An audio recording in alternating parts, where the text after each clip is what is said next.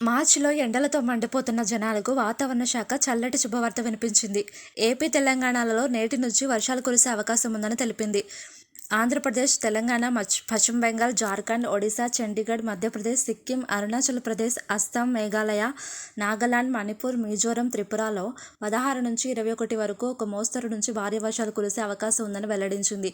ఇక మార్చి 20, 21వ తేదీల్లో జమ్మూ కాశ్మీర్, లడఖ్లో వర్షాలు కురిసే అవకాశం ఉందని పేర్కొంది. అలాగే 16 నుంచి 18 వరకు తూర్పు మధ్య భారతదేశంలో ఉరుములతో కూడిన తేలికపాటి నుంచి మోస్తరు వర్షాలు కురిసే అవకాశం ఉందని వాతావరణ శాఖ నిపుణులు అంటున్నారు. పశ్చిమ బెంగాల్ నుంచి జార్ఖండ్, ఒడిశా, బీహార్ తూర్పు భాగంలో ఈ ప్రభావం ఉండొచ్చని తెలిపారు. ఇదిలా ఉంటే గత కొద్ది రోజులుగా తెలుగు రాష్ట్రాల్లో బాణుడు బగబగ మండిపోతున్నాడు. ఉదయం నుంచే సూర్యుడు మండిపోతున్నాడు.